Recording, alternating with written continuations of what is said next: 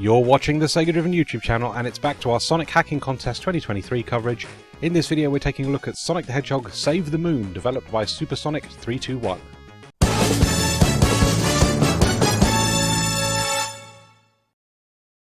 Now this is a total conversion of Sonic on Mega Drive, and it's very impressive. I've got to say, the visual presentation in particular is really, really pretty. So we've got a complete restructure of Sonic 1, so the stages are completely newly designed with new layouts and some brand new art as well. I really, really like the art in this. It's incredibly well shaded, and there's a great use of colour on screen. It actually looks a lot more like a SNES game than a Mega Drive game, which I think is a really high compliment for this. I'm just very impressed with the artwork in general. It is the mod's greatest feature as far as I'm concerned. Yeah, can't say enough about the custom artwork. I think it's incredibly well done. And thankfully, it doesn't ruin the stage design either. I think the stage designs are very well done. I think there's a nice payoff between, careful platforming and then a speedy reward, which is always the best Sonic stage design as far as I'm concerned. And yeah, I had a great time going through this demo. There are 4 zones in this, 2 acts of Pine Fields, 1 act of Forest Ruins, 2 acts of Pinball City, and 1 act of Metallic Factory.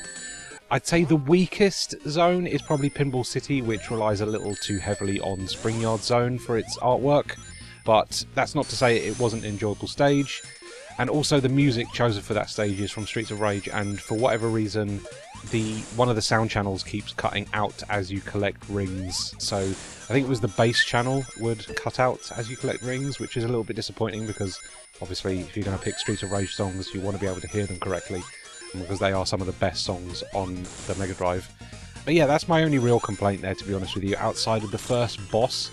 But the boss for Pine Fields is very much, the Green Hill Zone boss, but now with a buzzsaw instead of a wrecking ball. And I don't like the way that they've put 2 instant death pitfalls in the boss arena, which I think is a little bit unfair, a little too difficult for the first stage of a game. I died quite a few times just because I kept getting knocked into the pits, and yeah, it's not a great setup for the first stage. I think that's a little too difficult personally. I would maybe just go back to the standard, complete floor for the entire boss arena there, just to make it a little bit more easier as the first boss for the first stage. But other than that, I think this is a very successful total conversion of Sonic 1. I think the artwork is amazing. I really like the stage designs.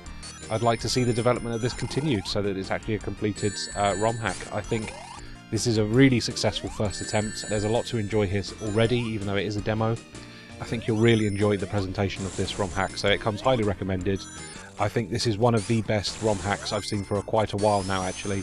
And I would really like to see just a few of those complaints tweaked. Just less pitfalls in the first boss, and maybe a better choice of music for Pinball City, and maybe change the artwork a little bit just so it looks more original like the other stages in this game.